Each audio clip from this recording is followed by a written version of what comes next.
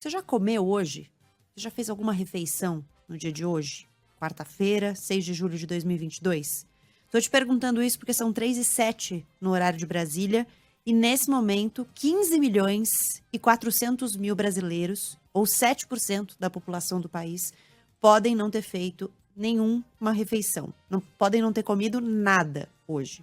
Esse é um dos destaques que está em um relatório divulgado hoje pela FAO, que é o braço da ONU para alimentação. A gente vai falar disso agora, a gente vai falar de fome e insegurança alimentar numa conversa com Gustavo Chianca, representante adjunto da FAO no Brasil. Gustavo, muito obrigada por nos atender, por atender a Band News FM. Bem-vindo. Olá, Gabi. Olá, Eduardo. Muito obrigado pelo convite e muito obrigado por que possamos falar de um tema tão importante e do resultado desse relatório que é divulgado a cada ano. Isso, quero começar falando da divulgação dos números gerais desse ano. Entre 702 e 828 milhões de pessoas com fome em 2021. Esse é um dos números que traz esse relatório. A gente está falando aí de 4 vezes quase, né, a população brasileira. Eu quero começar te perguntando que comparações a gente pode fazer com as medições anteriores. A gente caminhou no sentido da evolução, de melhorar o quadro da fome e da insegurança alimentar no mundo, ou a gente andou para trás? Olha, Gabi, eu me sentia feliz e contente porque já há algum tempo a FAO saía com seu relatório anual e mais de 10 anos a fome no mundo estava caindo. A fome em número de pessoas com fome e em número de pessoas em porcentagem. E o que acontece agora é que, de um tempo para cá, essa queda vertiginosa que nós estávamos tendo parou e ela, ao contrário, depois da Covid, ela fez com que crescer muito. Foram 100 milhões de pessoas a mais de 2019, 2020 para 2020, 2021, a mais no mundo em estado de insegurança alimentar.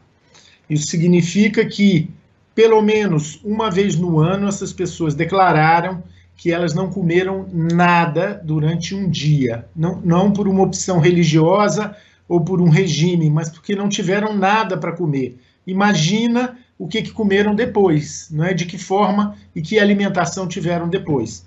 Então, esse é o estado que nós estamos vivendo hoje no mundo. E, claro, reflete também no Brasil. E a minha pergunta é justamente sobre o Brasil. A gente tem acompanhado aí uma realidade cada vez mais difícil nas ruas brasileiras, infelizmente. O número da população em situação de rua tem aumentado, mas a fome também tem crescido aqui, e a gente tem até o relato de um ouvinte falando que ele é autônomo, que comer fora de casa tá difícil, ele mora sozinho, então às vezes tá trabalhando na rua, quando leva alguma coisa de casa consegue comer, quando não, espera para chegar em casa porque tá cada vez mais difícil se alimentar na rua. E ele é um dos ouvintes que escreveram dizendo que ainda não comeram hoje. Exatamente. E a minha pergunta é justamente, no Brasil, 60 milhões de brasileiros vivem aí em algum momento uma insegurança alimentar. Quando a gente está falando de insegurança alimentar, primeiro a gente está falando do quê? E segundo, aqui no Brasil, a gente viu crescer o número de pessoas nessa situação de insegurança alimentar. Tirando essas questões de guerra, quais as nossas questões mais domésticas realmente para que a gente possa falar como motivadoras para essa fome toda? Olha, no mundo, a causa da fome é clima.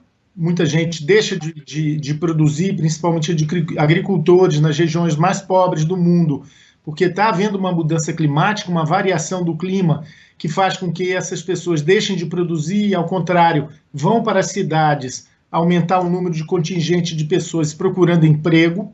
O segundo é conflito, como você disse, não é? Mas essas duas questões ainda não atingem nossa região da América Latina e do Brasil. Eu tinha orgulho em dizer que nós seríamos a primeira geração na América Latina a sair desse flagelo que seria a fome. Ao contrário, esses dados mostram, principalmente do último ano, mostram que voltou de forma muito, muito grave, Eduardo. E o que significa isso? É o que o nosso ouvinte aí escreveu de forma muito triste. Ele não tem renda para comprar esse alimento, né? Então, crise econômica, falta de renda, falta de perspectiva, aumento, inflação, faz com que os alimentos se tornem muito caros e as famílias deixem de se alimentar ou comprar um alimento que não seja tão saudável para que ela possa, em quantidade e em qualidade, para que essa família possa se alimentar. Isso é grave, não é? E é isso que está acontecendo na nossa região. Eu quero chamar atenção para os números da América Latina e Caribe que o relatório traz. Em números absolutos, a Ásia é a região que aparece com o maior número de pessoas em situação crítica, quando a gente fala de insegurança alimentar.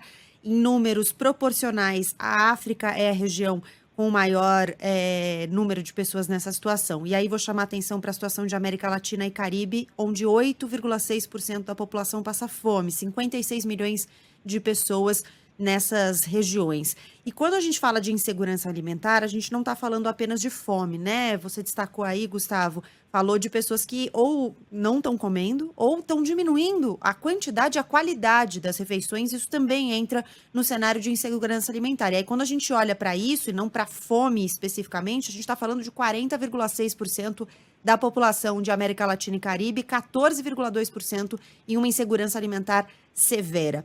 Eu estou chamando a atenção para esses números porque uma das projeções que vocês trazem no relatório é que em 2030 a gente vai ter 8% da população mundial enfrentando a fome.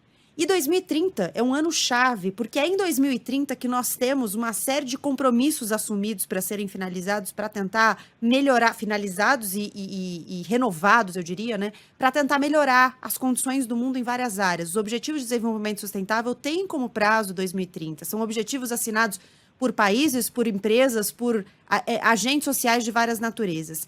Como é que a gente faz para que em 2030, de fato, a gente tenha uma perspectiva positiva, para que, de fato, a gente tenha uma esperança de renovação desses objetivos e para que a gente possa frear esse cenário e não chegue desalentado em 2030 no que diz respeito à insegurança alimentar? Que tipo de política pública a gente precisaria agora? Carol, Gabriela, obrigado pela pergunta, é muito importante. Como eu disse, eu me sentia muito orgulhoso em dizer que a fome estava caindo, de forma acentuada na América Latina e no Caribe, não é? E que nós seríamos a primeira geração da América Latina, incluindo, né, claro, todos os países e o Brasil, não é? A sairmos desse flagelo que era a fome. E esse relatório deu as suas cartas mostrando que não é bem assim, a situação está piorou. E essa queda não existe mais, ao contrário, tem um aumento muito forte. E esses aumentos vêm por uma questão que já foi falado, clima, conflito, Covid e desigualdade. Né? É o D da desigualdade, são os 3 Cs, clima, conflito, Covid e o D da desigualdade. E especificamente para a nossa região, é o que eu já havia comentado, nós temos que melhorar a nossa situação econômica para toda a região. As pessoas têm que ter mais recursos, porque não é falta de alimento. O Brasil produz de forma consistente, de forma diversificada, muito alimento, de vários tipos de agricultura, pequenos agricultores, familiares, grandes agricultores, se produz alimentos, inclusive que ajuda a segurança alimentar de outros países.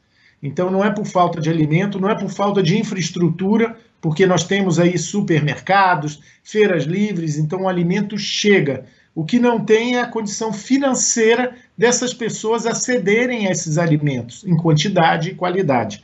Então, isso significa que nós precisamos melhorar a renda do brasileiro e a renda das pessoas que vivem na nossa região da América Latina, para que elas possam resolver a sua situação de insegurança alimentar. E mais um dado, Gabriela, para você, é que a gente fala de fome, mas também nós vemos aí a obesidade, principalmente de crianças e mulheres pobres no nosso país. E aí a gente pode dizer que fome, desnutrição e obesidade de crianças e mulheres pobres são 2 lados da mesma moeda. Ou seja, as pessoas com pouca renda compram alimentos que não são saudáveis, não têm uma condição nutricional efetiva e terminam tendo o problema da obesidade. Então, são também dois lados da mesma moeda. Uma situação triste que nós vivemos num país tão rico. E podemos e temos políticas, conhecimento, tecnologia para sair disso. O Brasil, em determinado momento, tinha mais voz e era mais importante nesses mecanismos internacionais da ONU. Até que ponto a gente ter aberto mão dessa participação mais efetiva do Brasil nesses organismos internacionais nos prejudica nesse momento em que a fome volta a assolar os brasileiros? Olha, o Brasil continua tendo uma participação efetiva na FAO, no organismo que eu trabalho. Tem a sua representação, tem a sua participação, organizou no Brasil, todos os países organizaram, mas participou da conferência sobre nutrição, e além de ter participado da conferência sobre nutrição, sobre sistemas alimentares, e assumiu compromisso sobre isso. Mas é importante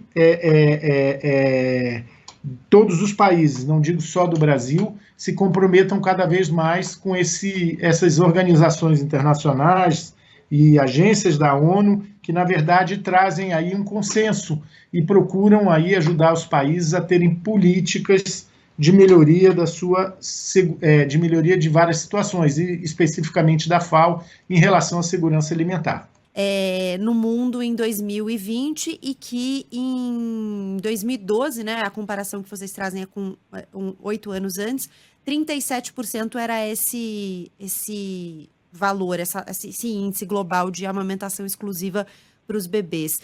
Queria perguntar o que isso tem a ver com a insegurança alimentar ou com a segurança alimentar da população e como a gente pode incentivar também o aleitamento materno para que o início da vida seja um início da vida, entre outras coisas, nutritivo. Claro, o que foi falado é muito importante. O início da vida, os primeiros meses, os primeiros anos são importantíssimos.